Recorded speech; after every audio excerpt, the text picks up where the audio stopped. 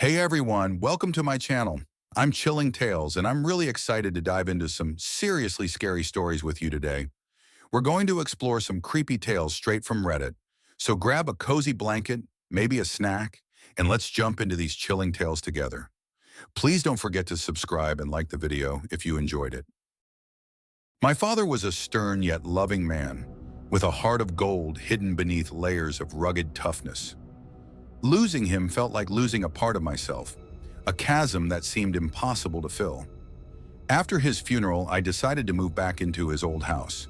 I thought that being surrounded by his belongings might help me cope with the grief. The first few weeks were quiet.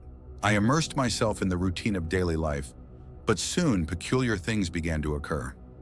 It started with the lights flickering at odd hours and a faint whistling echoing through the empty halls. At first, I attributed it to old wiring or drafts, but then the sensations grew more pronounced. One evening, while sorting through my father's belongings, I stumbled upon an old box filled with his personal effects. As I opened it, a cold breeze washed over me, and the air grew thick. I felt an overwhelming sense of being watched. Dismissing it as my imagination, I tried to shake off the feeling. That night, I was awoken by the distinct sound of footsteps echoing in the hallway.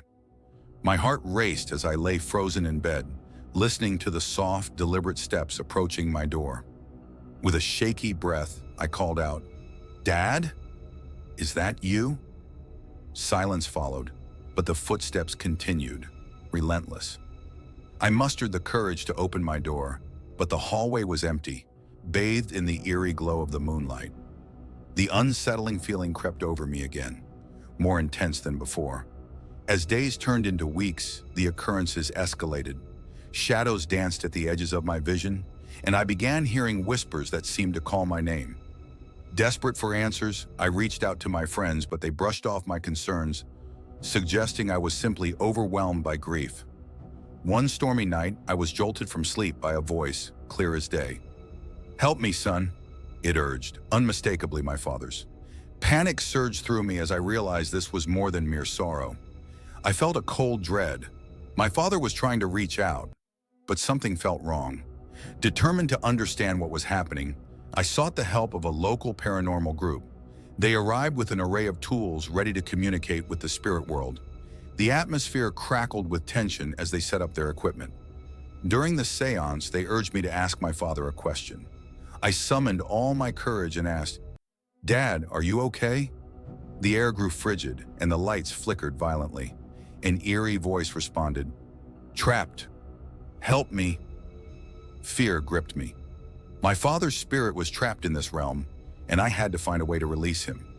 We learned that he had unfinished business, a secret he never revealed before his death. With the help of the medium, we delved deeper into his past. We uncovered a hidden letter in his belongings, a message of regret about a family dispute he never resolved.